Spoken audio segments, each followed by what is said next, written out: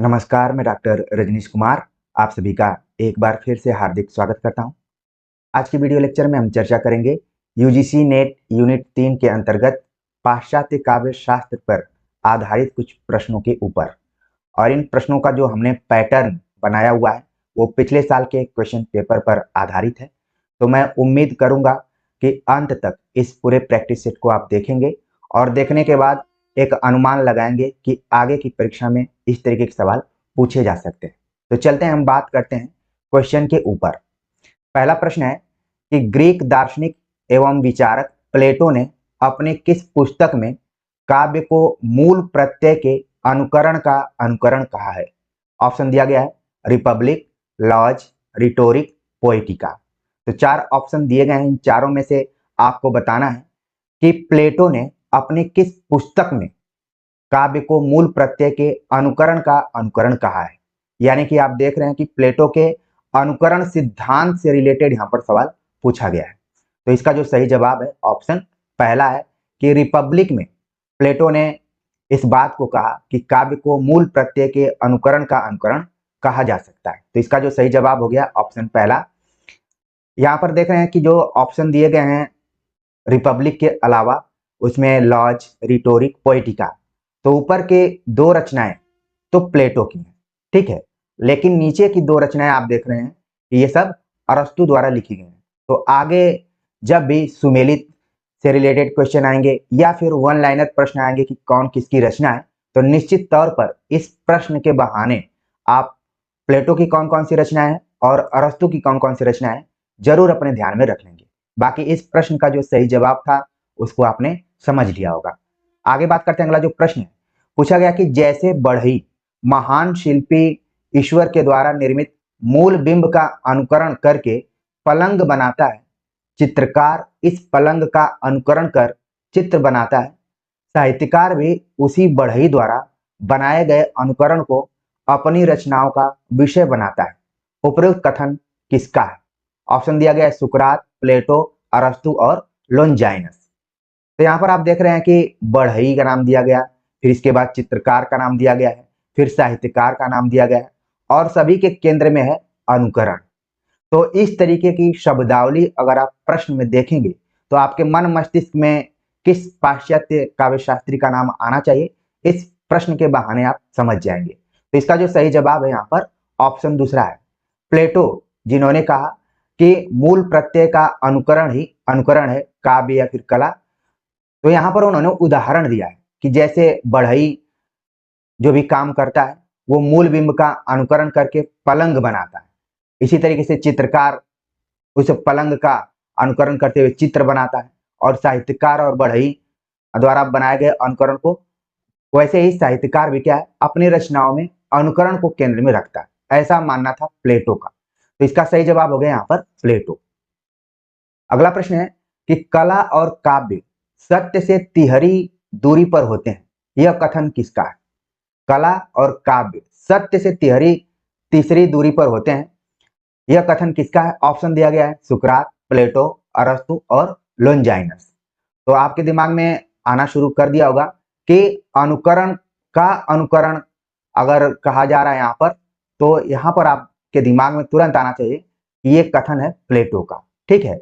कोई कला है उसका अनुकरण फिर उसका अनुकरण, यानी कि सत्य से 3 कदम की दूरी पर क्या है अनुकरण सत्य से 3 कदम की दूरी पर है। तो यहाँ पर इस तरीके का अगर कथन आए तो तुरंत आपके दिमाग में आना चाहिए कि प्लेटो का यह कथन है, क्योंकि आप काव्य शास्त्र पढ़ेंगे पाश्चात्य काव्य शास्त्र, तो अनुकरण को लेकर मुख्य रूप से प्लेटो और अरस्तु इन्हीं दोनों का नाम आता है। और परीक्षाओं में जो कई बार विद्यार्थी परीक्षाओं में बैठ चुके होंगे उनके दिमाग में तो थोड़ी क्लियरिटी आई होगी, लेकिन जो पहली बार इस तरीके की परीक्षाओं की तैयारी कर रहे हैं और उन टेक्निकल प्रश्नों को अभी समझने की कोशिश कर रहे हैं तो उनके लिए ये प्रश्न काफी महत्वपूर्ण था। तो यहाँ पर आप देख रहे हैं कि प्लेटो को आप जरूर ध्यान में रखिए कि उनका कहना था कि कला और काव्य सत्य से तिहरी दूरी पर होते हैं या फिर 3 कदम की दूरी पर होते हैं या फिर तीसरे चरण के स्तर पर होते हैं। इस तरीके से तिहरा शब्द आप जरूर ध्यान में रखिए। अगला प्रश्न है कि प्लेटो के कथन के संदर्भ में असत्य है, कविता जगत की अनुकृति है, जगत स्वयं अनुकृति है, अतः कविता सत्य से दोगुनी दूर है। कविता भावों को उद्वेलित कर व्यक्ति को कुमार्गी बनाती है। कविता अनुपयोगी है।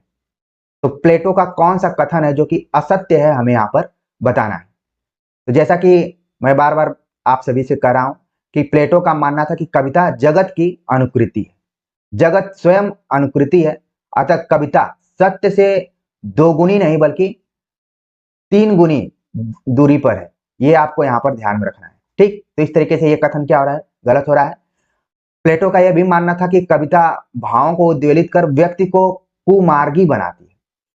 अच्छा, यहाँ पर कविता को लेकर प्लेटो का बहुत सकारात्मक, यहाँ पर सकारात्मकता नहीं थी, बल्कि निगेटिव रूप में ही कविता को देख रहे थे। इसलिए देख रहे थे कि उनका कहना था कि कविता भावों को उद्वेलित कर व्यक्ति को सही मार्ग पर नहीं बल्कि कुमार्गगामी बनाती है। तो ये भी बात उनकी सही रही है। कविता अनुपयोगी है। जिस तरीके से हम कविताओं का अलग अलग जगहों पर उपयोग करते हैं, खासतौर से जब हम भाषण देते हैं तो कविता के माध्यम से वहां पर जो भी श्रोता हैं उनको अपने नियंत्रण में करते हैं या फिर उनको बांध कर रखते हैं। लेकिन प्लेटो का मानना है कि ये क्या है, अनुपयोगी। तो ये भी बात सही है। तो यहाँ पर देखिए ऑप्शन जो दूसरा है, सत्य से दोगुनी दूर है, तो यहाँ पर आपको 3 गुनी ध्यान में रखना है। बाकी के ऑप्शन को आगे के लिए जरूर ध्यान में रखिए कि हो सकता है कि इसी में से हेर फेर करके आप जब एग्जाम हॉल में बैठे रहें तो आपको कोई प्रश्न दिखाई पड़े। ठीक है, चलते आगे बात करते हैं। अगला जो प्रश्न है पूछा गया कि कवि का महत्व एक मोची से भी कम है, यह किसका कथन है? प्लेटो, अरस्तु, लॉन्जाइनस, कॉलरिज।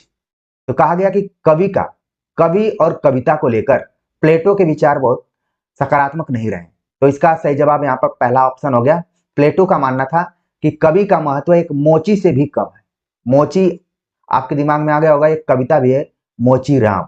तो मोचियों की क्या उनका क्या काम है, वो क्या करते हैं? प्लेटो कविता पर मूल्यांकन करते हुए कभी मोची को, कभी चित्रकार को, कभी बढ़ई को अपने दिमाग में जरूर लाते हैं और देखते हैं कि कौन कितना सृजनात्मक काम कर रहा है, कौन कितना उसकी नकल कर रहा है। तो यहाँ पर कवि को माना कि कवि का महत्व मोची से भी कम है, ये प्लेटो का कहना है। अगला प्रश्न है कि चमचमाती हुई स्वर्ण जटित अनुपयोगी ढाल से गोबर की टोकरी अधिक सुंदर है। प्लेटो का यह कथन किसके संदर्भ में है?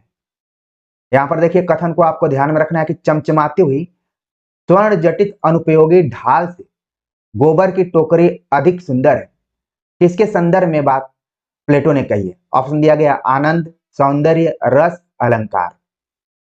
सही कूट का चयन करना है। ऑप्शन दिया गया 1 और 2 सही है, 2 और 3 सही है, 3 और 4, 1 और 4। कौन सा इसमें सही है हमें बताना है। तो जब आप प्लेटो के सिद्धांतों को पढ़ेंगे तो उन्होंने आनंद और सौंदर्य इन दोनों का एक तरीके से तुलनात्मक अध्ययन किया है और उन्हीं के संदर्भ में कहा कि चमचमाती हुई स्वर्ण जटित अनुपयोगी ढाल से गोबर की टोकरी अधिक सुंदर है। क्योंकि ये आप देख रहे हैं कि चमत्कृत कर देने वाला थोड़ा सा वाक्य है और कई बार परीक्षाओं में ऐसे ही वाक्य पूछ लिए जाते हैं और परीक्षा के बाद हम अन्य किताबों में खोजना शुरू कर देते हैं कि ये कथन किसका था और किस विषय के संदर्भ में बात कही गई थी। तो सही जवाब यहाँ पर आप देख रहे हैं कि ऑप्शन 1 है, यानी कि आनंद और सौंदर्य का मूल्यांकन करते हुए ये बात प्लेटो ने कही है। इस कथन को ध्यान में रखिए कि यह कथन भी प्लेटो का ही है। अगला प्रश्न है रिपब्लिक के संदर्भ में असत्य है। प्लेटो का ग्रंथ है, राजनीतिक चिंतन और आदर्श का दस्तावेज है, संवाद शैली में, इनमें से कोई नहीं। हमें बताना है रिपब्लिक के संदर्भ में कौन सी बात असत्य है। तो अब तक आपके मन में आना शुरू हो गया होगा कि आखिरकार कौन सी बात है जो कि असत्य है। हमने तो पढ़ा कि रिपब्लिक प्लेटो का ग्रंथ है, ये भी पढ़ा, और प्लेटो का जो रिपब्लिक है इसमें राजनीतिक चिंतन और आदर्श राज्य का दस्तावेज प्रस्तुत किया गया, ये भी बात सही है। रिपब्लिक या फिर जितने भी प्लेटो के ग्रंथ हैं सभी संवाद शैली में, ये भी बात हमने पढ़ी थी। तो इसका मतलब है कि ऑप्शन चौथा जो है वो क्या है, असत्य है। ठीक है, तो इस तरीके से इसका जो सही जवाब हो गया ऑप्शन चौथा हो गया। तो देखिए ये प्रश्न क्यों मैंने बनाया, इसलिए बनाया ताकि इस प्रश्न के बहाने सत्य, असत्य और रिपब्लिक से रिलेटेड चीजों को आप समझ जाए। कि प्लेटो का ग्रंथ है उसमें राजनीतिक चिंतन और आदर्श राज्य के बारे में बताया गया है और संवाद शैली में अक्सर किताबें हम पढ़ते हैं तो एक रसी पढ़ते जाते हैं, लेकिन यहाँ पर संवाद स्थापित किए गए इन पुस्तकों में। आगे बात करते हैं, अगला जो प्रश्न है कि प्लेटो के ग्रंथों की संख्या मानी जाती है। प्लेटो के ग्रंथों की संख्या कितनी है? ऑप्शन दिया गया है 34, 36, 38, 40। तो इसका जो सही जवाब है कि प्लेटो के कुल 36 ग्रंथ माने गए।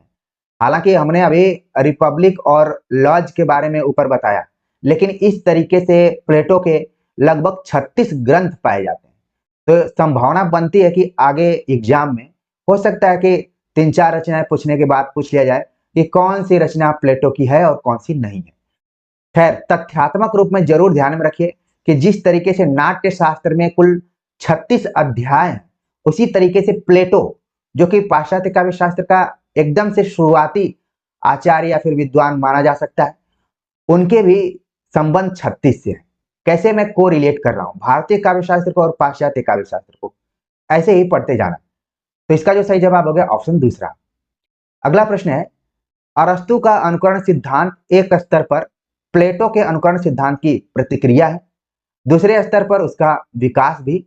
अनुकरण में पुनर्रचना का समावेश किया, प्लेटो के अनुकरण सिद्धांत का समर्थन किया। सही कूट का चयन हमें यहां पर करना है। तो जैसे ही आपने अरस्तु का अनुकरण सिद्धांत देखा, तो आप जानते हैं कि अरस्तु ने प्लेटो के अनुकरण सिद्धांत का एक तरीके से मूल्यांकन किया।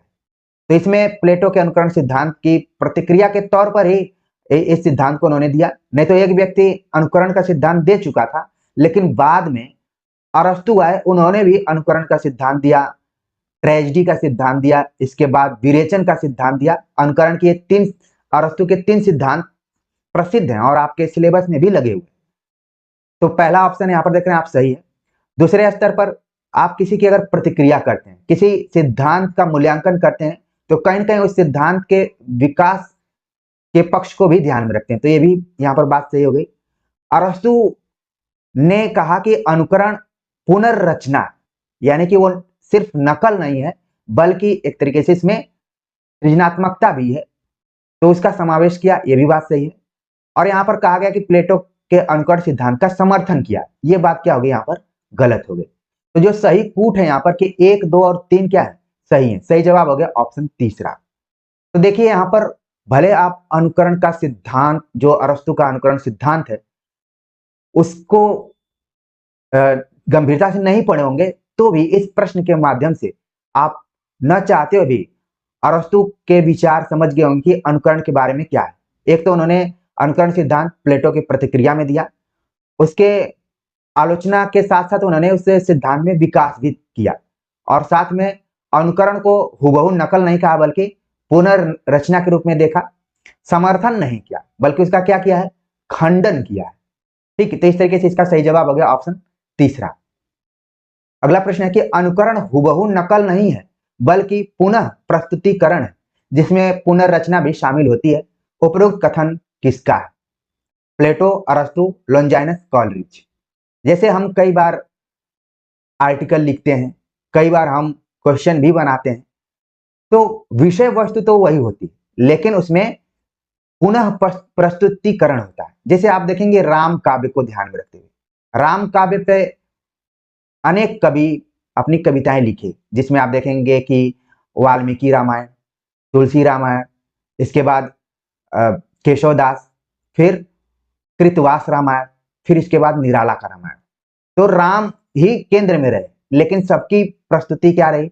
पुनर्प्रस्तुति रही। सब लोगों ने उसको एक पुनर्रचना के रूप में देखने का प्रयास किया है। तो यहां पर देखिए कहा गया कि अनुकरण हुबहू नकल नहीं है, बल्कि पुनः प्रस्तुतिकरण है, जिसमें पुनर्रचना भी शामिल होती है। किसका कथन है? ऑप्शन दिया गया प्लेटो, अरस्तु, लॉन्जाइनस, कॉलरिज। तो जैसा कि हमने ऊपर बताया कि अरस्तु का यह मानना था कि अनुकरण हुबहू नकल नहीं है, तो इसका जवाब क्या हो गया? ऑप्शन दूसरा हो गया।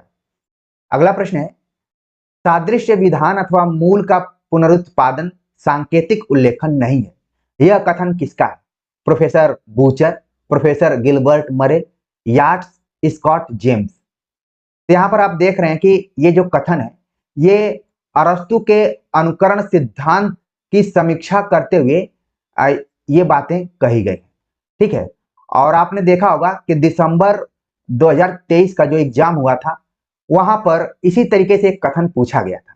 तो हमने सोचा कि आगे अभी एग्जाम हो उसके पहले ही मैं आपको उन सभी कथनों से परिचित करा दूं। तो किसने कहा कि सादृश्य विधान अथवा मूल का पुनरुत्पादन सांकेतिक उल्लेखन नहीं है? सही जवाब है इसका ऑप्शन पहला, प्रोफेसर बूचर ने इस बात को कहा है। तो सादृश्य विधान, मूल का पुनरुत्पादन, सांकेतिक उल्लेखन जैसे शब्दों को आप अपने दिमाग में रखिए और प्रोफेसर बूचर को भी ध्यान में रखिए। अगला प्रश्न है जो कि दिसंबर 2023 में आ चुका है और ये प्रश्न कहां से उठाया गया है? हमने जब दिसंबर 2023 के क्वेश्चन पेपर पर चर्चा की थी तो उसमें बताया था कि कहां से उठाया जा रहा है। देखिए सवाल यहां पर पूछा गया कि अपने पूर्ण अर्थ में अनुकरण का आशय जैसे प्रभाव का उत्पादन जो किसी स्थिति, अनुभूति तथा व्यक्ति के शुद्ध प्रकृति रूप से उत्पन्न होता है, अरस्तु के अनुकरण सिद्धांत के संदर्भ में किसका कथन है? ऑप्शन दिया गया प्रोफेसर बूचर, प्रोफेसर गिलबर्ट मरे, याट्स, स्कॉट जेम्स। तो इसका जवाब आपके मन में आ गया होगा, बिल्कुल इसका सही जवाब है कि याट्स नामक विद्वान ने इस बात को कहा कि अपने पूर्ण अर्थ में अनुकरण का आशय जैसे प्रभाव का उत्पादन जो किसी स्थिति, अनुभूति तथा व्यक्ति के शुद्ध प्रकृति रूप से उत्पन्न होता है उसको हम अनुकरण सिद्धांत से जोड़कर देख सकते हैं। तो ये बात रही याट्स द्वारा कही गई। अगला प्रश्न है कि आत्माभिव्यंजन से भिन्न जीवन का, अनुभूति का पुनर्सृजन और अरस्तु के अनुकरण सिद्धांत के संदर्भ में किसका कथन है? विकल्प सब वही दिए गए हैं, इसका भी सही जवाब जो है वो याट्स है।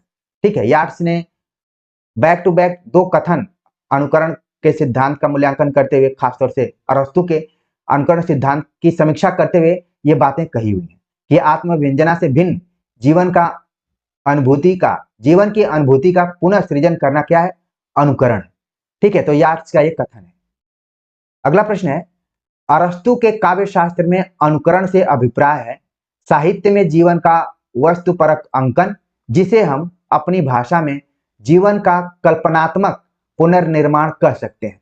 अरस्तु के अनुकरण सिद्धांत के संदर्भ में किसका कथन है? ऑप्शन दिया गया प्रोफेसर बूचर, प्रोफेसर गिलबर्ट मरे, याट्स, स्कॉट जेम्स। तो पहले ध्यान में रखिए कि ये तीनों ही विद्वान अरस्तु के अनुकरण सिद्धांत की समीक्षा करते हैं। यहाँ पर इसका जो यहाँ पर सही जवाब है स्कॉट जेम्स ने इस बात को कही है। तो आगे मान लीजिए क्वेश्चन आ जाता है तो आप जरूर प्रोफेसर बूचर, याट्स और स्कॉट जेम्स के क्या कथन रहे उनको जरूर इस प्रैक्टिस सेट के माध्यम से अपने दिमाग में रखेंगे। हमारी कोशिश यही है कि आपको समय रहते अलर्ट कर दिया जाए कि इस तरीके के प्रश्न भी देखने को मिल सकते हैं। अगला जो प्रश्न है कि अनुकरण का, अरस्तु का अनुकरण के संदर्भ में असत्य विचार, अरस्तु का अनुकरण के संदर्भ में असत्य विचार कौन सा है? ऑप्शन दिया गया कला प्रकृति की अनुकृति है, कवि या कलाकार प्रकृति की सर्जन प्रक्रिया का अनुकरण करता है, अनुकरण एक सर्जन क्रिया है, कविता सत्य से दोगुनी दूर है। तो कौन सी बात है जो कि अरस्तु के अनुकरण सिद्धांत से मिलती जुलती नहीं है? तो इसका सही जवाब हो गया ऑप्शन चौथा। उन्होंने कभी ये बात नहीं कही कि कविता सत्य से दोगुनी दूरी पर है या फिर तिगुनी दूरी पर है। ठीक है, उन्होंने भले कहा कि कला प्रकृति की अनुकृति है, कवि या कलाकार प्रकृति की सर्जन प्रक्रिया का अनुकरण करता है और ये सर्जन क्रिया है। ठीक, तो इस तरीके से इसका जो सही जवाब यहाँ पर हो गया ऑप्शन चौथा हो गया। आगे बात करते हैं। अगला जो प्रश्न है पूछा गया कि कवि और इतिहासकार में वास्तविक भेद यह है कि एक तो उसका वर्णन करता है जो घटित हो चुका है और दूसरा उसका वर्णन करता है जो घटित हो सकता है। परिणामतः काव्य में दार्शनिकता अधिक होती है, उसका स्वरूप इतिहास से भव्यतर है क्योंकि काव्य सामान्य की अभिव्यक्ति है और इतिहास विशेष की। यह कथन किसका है? बहुत ही महत्वपूर्ण एक कथन है और यहाँ पर आप देख रहे हैं कि साहित्य और इतिहास का जो गहरा संबंध है उसका तुलनात्मक यहाँ पर अध्ययन किया जा रहा है। कहा जा रहा है कि जो इतिहास है वो जो घटित हो चुका है उसका वर्णन करता है, लेकिन जो साहित्य है जो घटित हो सकता है उसके बारे में भी वर्णन करता है। जो साहित्य है उसमें दार्शनिकता अधिक होती है, लेकिन जो साहित्य है उसमें दार्शनिकता के साथ साथ अभिव्यक्ति की विशेष अभिव्यक्ति होती है। तो यहाँ पर आप देख रहे हैं कि साहित्य और इतिहास दोनों का तुलनात्मक अध्ययन किया है। किसने किया है? ऑप्शन दिया गया प्लेटो, अरस्तु, लॉन्जाइनस, कॉलरिज। तो इसका जो सही जवाब यहाँ पर ऑप्शन दूसरा है, अरस्तु का ये कथन है। अरस्तु ने न सिर्फ कवि और कविता पर ही विचार किया है, बल्कि उन्होंने इतिहास को भी ध्यान में रखा है कि कवि और इतिहासकार का क्या रोल रहा है। ठीक है, आगे बात करते हैं। अगला जो प्रश्न है कि जिन वस्तुओं का प्रत्यक्ष दर्शन हमें दुख देता है, उनका अनुकरण द्वारा प्रस्तुत रूप में हमें आनंद प्रदान करता है। डरावने जानवर देखने से हमें डर लगता है, किंतु उनका अनुकूल रूप हमें आनंद प्राप्त करता है। यह कथन किसका है? यानी कि जैसे हम किसी जानवर को चित्र में देखे हुए हैं, यानी कि चित्र के माध्यम से हम अनुकरण करते हैं कि ये जानवर शेर है या फिर बाघ है, लेकिन जैसे ही हम चिड़ियाघर में जाते हैं तो उसको देख के हम आनंदित होते हैं। आप याद कीजिए, जब आप किसी चिड़ियाघर में गए होंगे तो जो भी वहां के दर्शक हैं, बड़े बूढ़े बच्चे बुजुर्ग जितने भी हैं, उनके अंदर एक आप देखेंगे आनंद का भाव दिखाई पड़ता है। अरस्तु ने इस चीज को बड़ा ही सूक्ष्मता से देखा है। यहाँ पर सही जवाब हो गया ऑप्शन दूसरा कि ये कथन किसका है? अरस्तु का है। ऑप्शन में प्लेटो, अरस्तु, लॉन्जाइनस, कॉलरिज दिए गए थे। ठीक है, तो चीजों को देखिए। चित्र में हम कई बार उस जानवर के चित्र को देखकर डर जाते हैं, और हम उसको जब सामने से देखते हैं, ठीक है, गैंडा को देख लिए या फिर बंदर में एक वो बंदर जो ब्लैक कलर का है। एक बार मैं चिड़ियाघर में गया था तो उसको देखने के लिए लोग एकदम से परेशान थे। कुछ देर तक वो आया, फिर इसके बाद चला गया। तो लोग उसको कई बार ढेला फेंकते थे या फिर कंकड़ फेंक कर परेशान करने की कोशिश करते थे। ठीक है, तो यहाँ पर आप देख रहे हैं कि डरावने जानवर देखने से हमें डर लगता है, किंतु हम जब उनको सामने से देखते हैं तो आनंद प्राप्त करते हैं, उनको देखकर खुशी भी होती है। अगला प्रश्न है कि अरस्तु के ग्रंथ हैं रिपब्लिक, लॉज, रिटोरिक, पोएटिका। तो यहाँ पर अरस्तु का कौन सा ग्रंथ है, हमें सही कूट के आधार पर बताना है। तो देखिए, आपके दिमाग में आना शुरू कर दिया होगा कि रिपब्लिक तो हमने पढ़ा था कि प्लेटो का है, लॉज भी प्लेटो का है। तो इस तरीके से एक और दो तो एकदम से खत्म हो गए। यहाँ पर बचता है 3 और 4। तो इसका जो सही जवाब है कि रिटोरिक और पोएटिका, ये दोनों रचनाएं अरस्तु द्वारा लिखी गई। ठीक, तो सही जवाब हो गया ऑप्शन 3 और 4। अगला प्रश्न है कि अरस्तु के काव्य भेदों में नहीं है। अरस्तु ने काव्य के भेद किए, जिसमें ट्रेजेडी, कॉमेडी, महाकाव्य, लिरिक, इसमें से हमें बताना कि कौन सा नहीं है। तो इसका जो सही जवाब हो गया ऑप्शन चौथा हो गया, लिरिक को उन्होंने शामिल नहीं किया है। बाकी 3 काव्य भेद किए हैं, त्रासदी, जिसको कि हम ट्रेजेडी का सिद्धांत कहते हैं, कॉमेडी और महाकाव्य, इपिक। ठीक, तो इस तरीके से सही जवाब हो गया ऑप्शन चौथा। और आगे के लिए इन तीनों को ध्यान में रखें कि अरस्तु ने काव्य के अंतर्गत इनको रखा हुआ है। अगला प्रश्न है कि अरस्तु के त्रासदी सिद्धांत के तत्वों में शामिल नहीं है। अरस्तु के ट्रेजेडी वाले सिद्धांत को आप देखेंगे तो उन्होंने 6 तत्वों की बात की हुई है। तो इसमें से कौन सा तत्व इस विकल्प में शामिल नहीं है? ऑप्शन दिया गया कथा वस्तु, चरित्र, विचार, उदात्त। इसका जो सही जवाब है ऑप्शन चौथा है। उदात्त की बात उन्होंने नहीं किया है।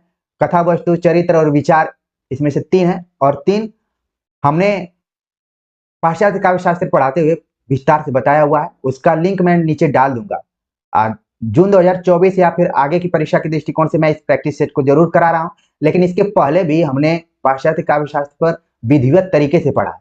और मुझे बताते हुए गर्व सा महसूस हो रहा है कि हमारी एक वीडियो है जो कि 100 के प्लस उसको व्यूज लोगों ने देखा है, जिसमें कि पाश्चात्य काव्य शास्त्र को कैसे आसानी से पढ़ें हमने इसमें चर्चा की है। तो वहां पर भी आप प्लेटो से लेकर आई रिचर्ड्स तक के विद्वानों को देख सकते हैं, और साथ में हमने प्रैक्टिस सेट भी करवाया मैराथन करके। तो दोनों का लिंक मैं नीचे डाल दूंगा, आप लोग वहां से जाकर देख सकते हैं। और अपने टाइम टेबल के हिसाब से इस चैनल पर जितनी भी सामग्रियां मौजूद हैं उनका आप उपयोग कीजिए। निश्चित तौर पर आप किसी भी परीक्षा की तैयारी कर रहे हो, खासतौर से टीचिंग से रिलेटेड, तो आपको यहाँ से निराश नहीं होना पड़ेगा। आपको कुछ न कुछ यहाँ से मिलेगा, और आप जब एग्जाम में जाएंगे तो आपको लगेगा कि नहीं, हमने ठीक से पढ़ाई की थी और दिल लगाकर पढ़ाई की थी। मुझे अभी याद आ रहा है कि जब मैं इस वीडियो को शूट कर रहा हूँ तो इसके पहले हमने कबीर के पदों की व्याख्या को लेकर एक वीडियो बनाई हुई थी, जो कि 5 घंटे की वीडियो है लगभग।